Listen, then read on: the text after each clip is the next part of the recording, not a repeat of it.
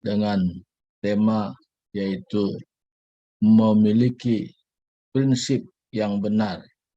Karena prinsip yang benar ini menjadi acuan bagaimana kita hidup dari hari ke hari semakin maju, makin meningkat, sehingga kita tampil beda di tengah-tengah dunia sekarang di mana kita hidup. Mari kita berdoa untuk mendengarkan firman Tuhan.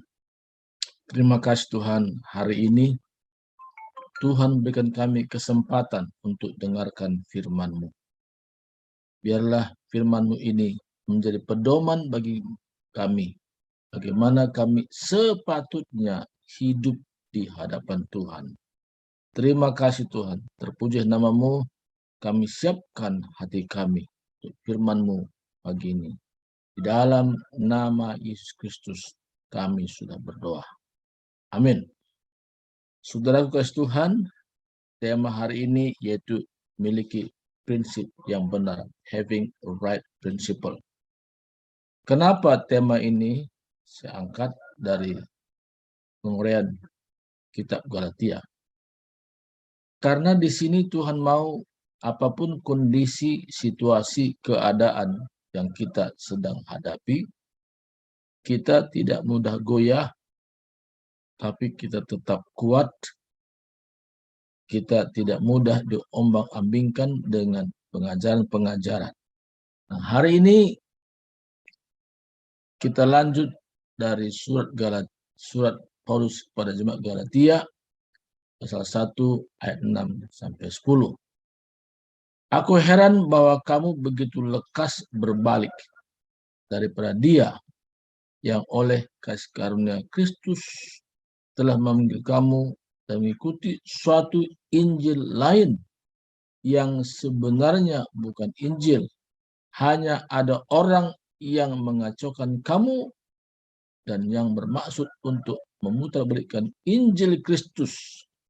Tetapi sekalipun kami atau seorang malaikat dari surga yang memberitakan kepada kamu suatu Injil yang berbeda dengan Injil yang telah kami beritakan padamu, terkutuklah dia.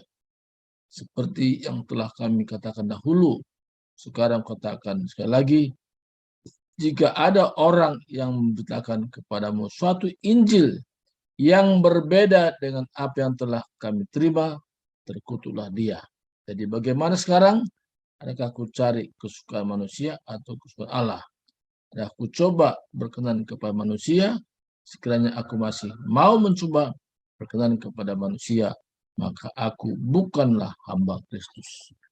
Saudara kasih Tuhan, ayat ini tegas menjelaskan kepada kita bahwa kita harus memiliki prinsip yang benar.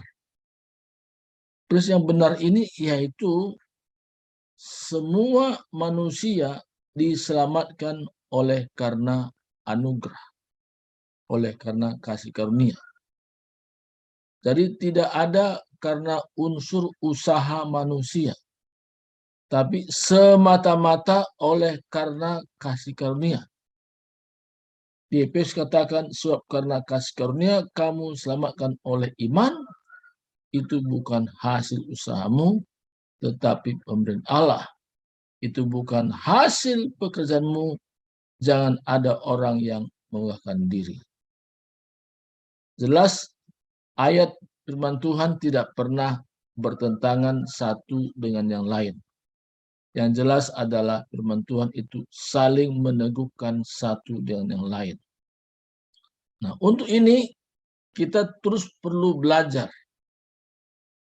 Dengan kita belajar, kita memahami mana Injil yang benar, mana Injil yang palsu. Palsu artinya menyimpang daripada kebenaran. Palsu artinya tidak sesuai dengan ajaran Tuhan. Nah, makanya kita perlu belajar terus dan terus belajar, ya. Sampai kapan kita belajar? Sampai waktunya kita berpindah dari dunia ini kepada dunia yang akan datang, yang Tuhan siapkan bagi kita. Dan di sana tidak ada ratap tangis, tidak ada air mata, tapi kesukaan yang senantiasa, kegembiraan yang senantiasa. Dunia ini kita bisa mengalami kesedihan, tapi di tempat yang Tuhan siapkan bagi kita, tidak ada lagi tatap tangan di sana. Tapi sepanjang kita hidup dalam dunia ini, kita perlu memiliki prinsip yang benar. Nah, kalau kita sudah memiliki prinsip yang benar, kalau ada satu ajaran seperti menyimpang dari yang lain, kita perlu belajar. Oh, kenapa ini berbeda? Karena kita tahu firman Tuhan itu adalah saling menopang satu yang lain. Nah, jadi Paulus dengan tegas mengatakan, kalau ada orang yang memberitakan Injil yang berbeda dengan apa yang sudah sampaikan, terkutuklah dia. Bahkan kalau ada seorang malaikat sekalipun dari surga memberitakan kepadamu, saudaraku kasih Tuhan, pengajaran ini sangat penting bagi kita, khususnya tentang keselamatan. Karena di sini berbicara tentang keselamatan. Bagaimana jemaat Galatia diarahkan kepada aturan-aturan yang mengikat. Seolah-olah tidak cukup iman, tapi harus dengan suatu perbuatan sehingga manusia itu diselamatkan. Padahal perbuatan baik kita itu bukan supaya kita selamat, tapi perbuatan baik itu adalah wujud bahwa kita orang yang sudah diselamatkan. Jadi sebagai kesaksian bagi orang lain. Nah, ini kadang-kadang kalau kita nggak hati-hati, ada orang membelokkan, ya, seolah-olah keselamatan itu tidak sempurna apa yang Yesus kerjakan di kayu salib. Seolah-olah ada bagian Tuhan, ada bagian kita untuk menopang, untuk menggenapi tentang keselamatan itu. Tapi kalau kita memiliki prinsip yang benar, bahwa hanya oleh kasih karunia, hanya oleh kasih karunia, saya diselamatkan. Saya share screen di sini, ya bisa ya. Ya, jadi hanya oleh kasih karunia saya diselamatkan. Jadi jelas sekali, saya contohin di sini bagaimana seseorang bisa diselamatkan. Itu hanya oleh kasih karunia. Ini katakan, sebab karena kasih karunia kamu diselamatkan oleh iman. Itu bukan hasil usahamu, tetapi pemberian Allah. Itu bukan hasil pekerjaanmu. Jangan ada orang yang memegahkan diri. Kalau Injil yang lain itu, yaitu menyimpang daripada apa yang dikatakan Efesus pasal 2 ayat 8 dan 9. Seolah-olah dikatakan bahwa keselamatan itu ada sesuatu yang kita kerjakan supaya kita selamat. Padahal ayat Efesus katakan tadi, sebab karena kasih karunia kamu selamatkan oleh iman. Kalau dalam bahasa katakan, for by grace you have been saved through faith, melalui iman, ya, melalui iman sebagai jembatan kita untuk menerima keselamatan itu hanya melalui iman, tidak ada cara yang lain. Iman kepada siapa? Iman kepada Yesus Kristus yang sudah mengadakan pendamaian dengan jalan menyerahkan tubuhnya di kayu salib. Waktu Yesus berkata, sudah selesai, artinya proses hukuman dosa yang seharusnya manusia tanggung, tapi Yesus mengambil alih hukuman itu supaya setiap orang percaya kepada Yesus Kristus yang sudah mengerjakannya ke salib pasti diselamatkan. Jadi dalam Yesus tidak ada istilah mudah-mudahan.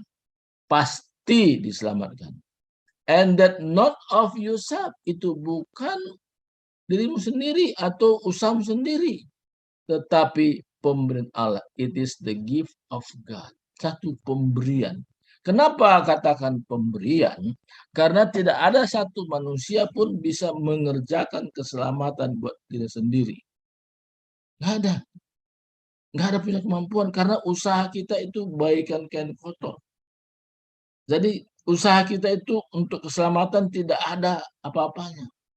Jadi Kalau kita berbuat baik, itu tujuannya hanya sebagai bukti bahwa kita adalah orang yang sudah diselamatkan. Nah, kalau begitu bagaimana dikatakan dalam Filipi pasal 2? Nah, contoh nih, Filipi pasal 2 katakan di sini, ini yang perlu saya jelaskan buat kita. Nah, ayat 12. Hai saudara-saudaraku yang kasih, kamu senantiasa taat, karena itu tetaplah kerjakan keselamatanmu dengan takut dan gentar. Bukan saja seperti waktu aku masih hadir, tetapi pula sekarang waktu aku tidak hadir. Nah, di sini dalam bahasa Indonesia memang tidak ada satu kejelasan. Kata kerjakanlah keselamatanmu, seolah-olah kita mengerjakan sesuatu untuk kita selamat.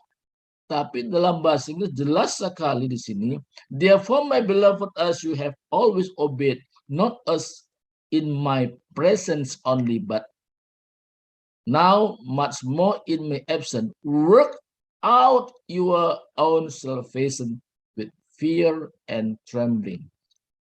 Work out. Apa arti work out? Ada perbedaan work out dengan work for, ya. Nah, kalau work out itu keselamatan itu bukan hanya buat kita saja, tetapi buat orang lain. Jadi artinya melalui kita, bahwa orang lain pun bisa diselamatkan karena kita arahkan orang itu memiliki iman kepada Yesus Kristus. Jadi di sini ada penginjilan pribadi. Ada PI, maka setiap orang yang sudah selamatkan memang ada kewajiban untuk menceritakan imannya kepada orang lain. Dia ceritakan kepada orang lain. Itu sebagai wujud bagaimana dia sudah diselamatkan. Nah, ini yang sangat penting. Kata work out dengan work for sangat beda. Kalau work for your own salvation, kita memang mengusahakan agar kita diselamatkan. Itu work for. Kalau work out artinya kita keluar menjelaskan tentang keselamatan yang kita miliki itu, sehingga orang lain pun mengalami keselamatan seperti yang kita sudah miliki. Jadi menjadi wujud kesaksian kita kepada orang lain. Nah, salah satu mengapa saya tertarik belajar bahasa Inggris. Rahasia di sini. Karena kalau saya hanya membaca dalam bahasa Indonesia, kadang-kadang bisa saya salah mengerti. Tapi ketika ada perbandingan acuan dalam bahasa Inggris, sehingga itu memperjelas bagi saya kemana arah ayat ini.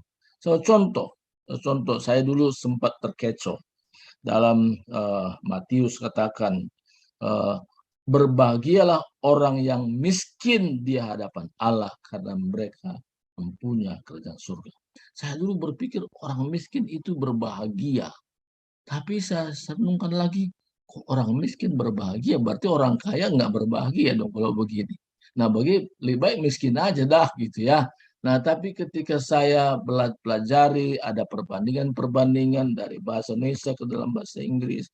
Nah, dengan perbandingan ini, saya mengerti miskin dalam Alkitab katakan di sini tidak ada kaitannya miskin secara jasmani. Nah, saya baca dalam bahasa Inggrisnya, bless those who are poor in spirit. Who are poor in spirit.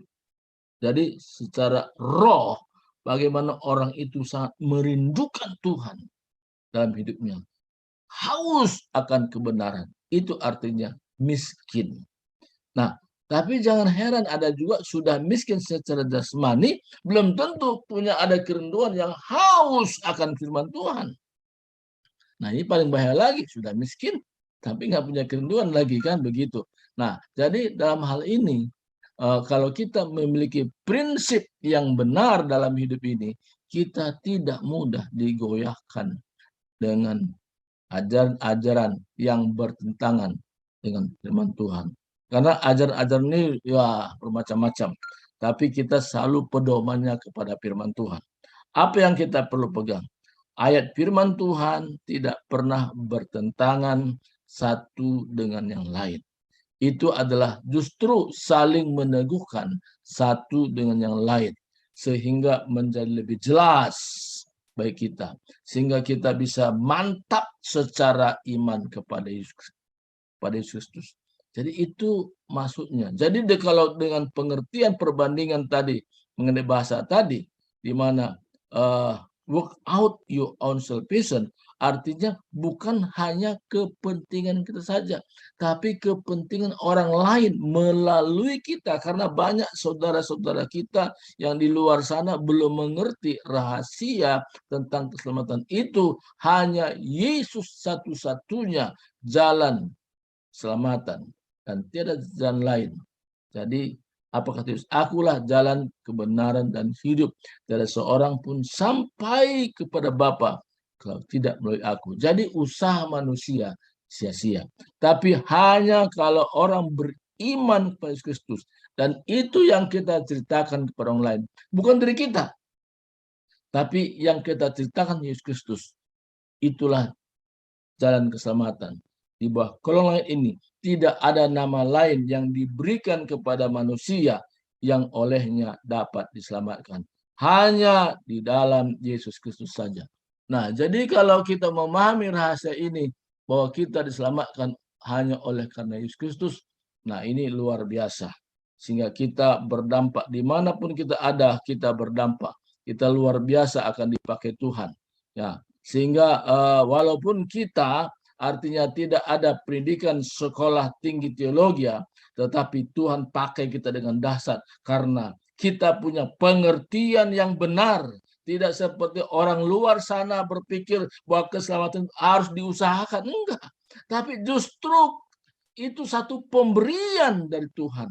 Bahwa satu pemberian kita terima, sebenarnya kita tidak layak menerimanya, tapi diberi kepada kita karena kasih-Nya yang besar.